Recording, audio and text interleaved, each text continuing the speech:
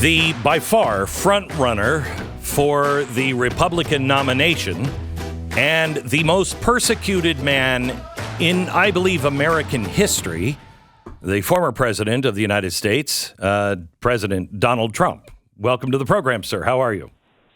Well, thank you, Glenn. I'm fine. Okay. I'm fine. You're probably right about that. Sadly, the most persecuted. Yeah, you are. I've never heard it put quite as succinctly, but it's probably true. So let me ask you, you've seen the deep state. We now all know what you saw was true and deeper than I think any of us knew. They've weaponized everything. They are serious about trying to put you in prison.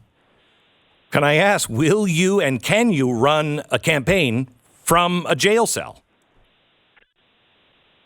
Well, I don't think that's ever happening. We have a great case. Every case is a scam. This is just like Russia. Remember, I was going to be guilty with Russia. Then all of a sudden, out of nowhere, with 18 radical Democrats and Bob Mueller, the Mueller report said there was no collusion. Everyone had a heart attack. And then they started Ukraine. Then they started lying on Pfizer reports. These are bad people. These are sick people. And now we have the biggest lead I've ever had. The debate, I actually went up after the debate, as you know. We did your friend Tucker's interview, and he had 261 million people, which is an all-time record. Yeah. So when you say, I didn't do a debate, I actually didn't do a debate, but I had 261 million people listening versus 11 million, which they had, which was one of the lowest-rated debates. So I went up fairly substantially after that, and I think the fake indictment that they did in Georgia was very helpful, and then they insisted on a mugshot, and somehow it turned out to be very iconic. I have to tell you, I don't know how you do it every day. I really don't. I would have lost my mind a long time ago. You said in 2016, lock her up, and then when you became president, you said, we don't do that in America. That's just not the right thing to do. That's what they're doing. Do you regret not locking her up? And if you're president again, will you lock people up? Well, I'll give you an example. The answer is you have no choice because they're doing it to us. I always had such great respect for the office of the president, the presidency, but the office of the president, and I never hit Biden as hard as I could have. And then I heard he was trying to indict me, and it was him that was doing it. You know, I don't think he's sharp enough to think about much. But he was there, and he was probably the one giving the order. But he was, hard to believe that he even thinks about that because he's gone. But then I said, well, they're actually trying to indict me because every one of these indictments is him, including Bragg. Bragg put his top people. I don't know if you know this. He put his top person into the office of the Manhattan District Attorney. They've been in total coordination with Fannie Willis. The woman that I never met that they accused me of rape, that's being run by a Democrat operative and paid for by the Democrat Party. So many of these things. I have a couple of other lawsuits, all funded against me by the Democrat Party. These are sick people. These are evil people. And it's an amazing thing. We talk about the public. The public is smarter than anyone can imagine because they understand what's happening. It's really actually driven. I was doing very well before this stuff, but it's really driven my poll numbers up. And you look at these, that basically they're saying I don't have a right to challenge an election. And I did something, and I have to get it to you immediately yesterday, where we put in all of the Democrats over the last 15, 20 years that have been challenging elections. And this tape, the problem is it would go on for 2 hours. Yeah. We have 25. We have 25 minutes of it. It's crazy. You got it. Yeah, okay. Yeah. Okay, good. Did you get that from me? Did my office send that in? I don't know. I don't remember where we. Do you remember, Stu? But we have it and we've played it. Yeah. Oh, yeah. Yeah. It's incredible. It does. Yeah. It doesn't stop. No. I mean, it doesn't stop. It just keeps going and going. And much nastier. I mean, I'm like a kind person by comparison. They're calling for death. I know. Maxine Waters is crazy. She's like a crazy lunatic. The way she talks about people, go into restaurants and beat them up and things. Her statements are just unbelievable. But a lot of them are unbelievable, and nobody talks about them. Hillary Clinton, who called up and conceded the night of the election, and a week later she started saying that she won the election. Not that she said, I didn't win. I didn't win. It's all done. And then she made up the Russia hoax. And then after 2 years, I won that. And then they go into Ukraine. No, these are sick people. I know. But the public gets it. They get it almost as well as you do. I don't think anybody gets it. So, Mr. President, we have so many problems. I got a call from a Democrat just last week, and she said, "Glenn, I'm thinking about voting for a Republican, and I'm still a Democrat." She said, "But I'm on a fixed income. I know for a fact what I used to have in my pocket at the end of every month is now not even there at the end of every week. They are hurting. People feel like the Republic is over. A lot of people look at what's going on and say, this can't last." Can you give people hope that change can happen and you can bring things back, a republic and an economy? So, Glenn, I can. Look, we had this running until COVID, 2.5 years. It was the greatest economy in the history of the world.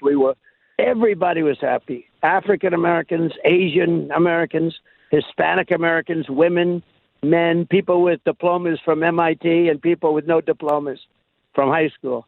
Everybody was happy. And frankly, I was getting calls from people on the left and even the radical left, get together. This country was coming together. Then we got hit with COVID. We did a great job with COVID. It has never been acknowledged, but it will be in history. We did a great job with the ventilators and all the things we did because nobody knew what it was. Nobody had any clue as to what it was. And we did a great job. And when we handed it back over after a terrible, terrible election, I mean, they used COVID, they cheated. Even if you just go by what they did with legislators and legislatures, what they did with the consent decree in Georgia, the signing of that consent decree was by Raffensperger and the governor. The signing of that consent decree was the end of Georgia. That was the beginning of the end. And then when Doug Collins didn't get in, instead of picking, you would have had Purdue, you would have had Collins. It would have been like a routine thing. But if you look at those things, it was so badly hurt. But the signing of that consent decree, and frankly, going around legislatures and not getting approvals and running these elections the way they ran them was a disgrace. But don't forget, I got more votes than any sitting president in history by far, by millions. I know. And it's a very, very sad thing that happened to us. So let me ask you, because you talk about what has happened in the past. I look at the GOP, the head of the chair of the RNC, tweeted on the day that you had the mugshot, her excitement for the convention to come to Houston in 2028. They're not. I mean, the GOP is not at their post. And Wisconsin, Georgia, Pennsylvania, the GOP has not been changing the things that happened last time in the election. They haven't shored those up. How do we ensure that we have a real election if the GOP won't do anything? Yeah, you're not wrong. Look, I've been complaining they're not tough enough. The Democrats are dirty players. They lie. They cheat. What they did was unbelievable with ballots, with every conceivable form of cheating, and that includes, if you think, even the FBI. How about the FBI Twitter? Then you have the DOJ and Facebook, and you have all of these things that happened. And it was incredible what they did. And they used COVID to do it. But, I'll tell you, my two questions that I'm asked most often is, the first is, how do you take it? How do you live? How do you take it? And I get that asked from very successful people like you. Yeah. But I get that asked by the most successful people that have been tough and smart. They say, could I ask you something, President? How do you take it? And I take it because I take it. I sometimes say, do I have a choice? These people are crazy. But, I've been taking it from the day I came down the escalator. They made up that Russia hoax when I went up to number one in the polls. If I wasn't polling, if I were doing in fourth place like almost everybody, they're all gone. The Republicans are all gone. They're way down. DeSanctimony is a very disloyal guy. He's so far down. I think he's probably not even going to be in second place much longer. But I'm 40, 50 points ahead of all the Republicans. But they say, how do you take it? the fact that there's such love of what we stand for, and what we stand for is a great economy, strong borders, all of it's going to come back. The hardest thing to cure is going to be the millions and millions of people that they allowed into our country. Yeah, they allow millions of people, and Glenn, these are people from prisons, from jails, these are people from mental institutions, and you can call them insane asylums, which is a step above. These are the people that they're allowing into our country, and they're terrorists. There are terrorists coming into our country, and they're just walking in, and they're totally, nobody knows who they are, what they are, where they are. It's what they're doing to our country is either a death wish. They're not stupid, because anybody that could cheat that way in elections is not stupid. But what they are is, I believe they might hate our country. They have to. You think they might? They might hate our country. No, and who can want open borders? Right. I know. Who can want no voter ID? You know, they have a thing for voter ID. They fight voter ID viciously. Why don't you want voter ID? Because you want to cheat. And if you think about it, they have to cheat.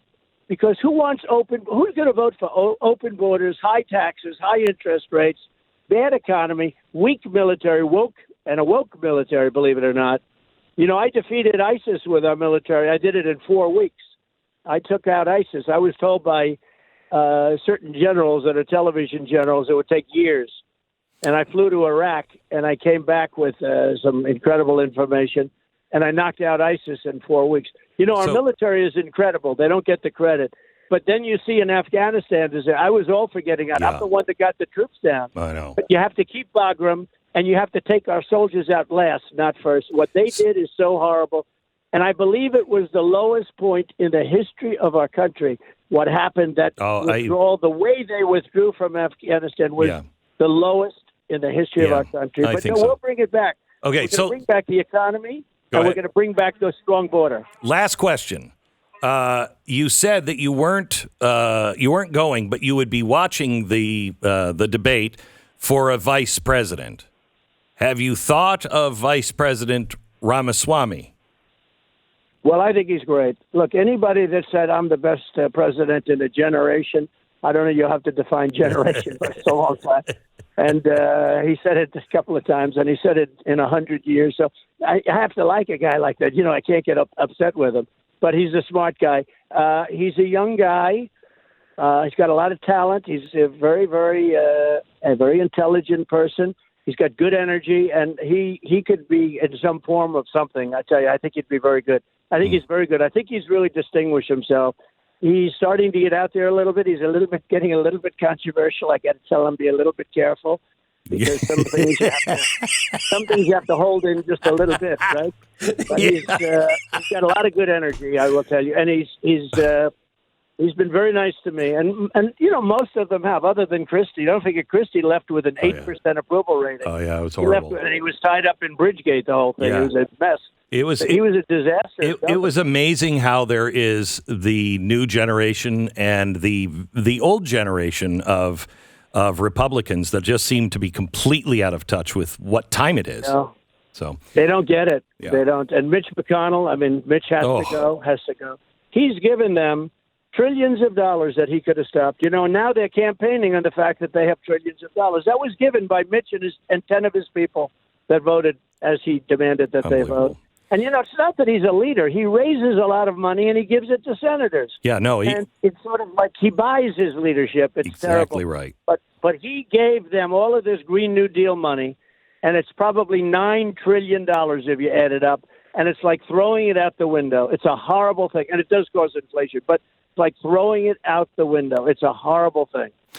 President Donald Trump, thank you very much, sir. We pray for you. Millions of Americans stand behind you, and I hope more and more Americans wake up to the circus that we've turned our country into with this persecution of you. But thank you, sir. Appreciate it.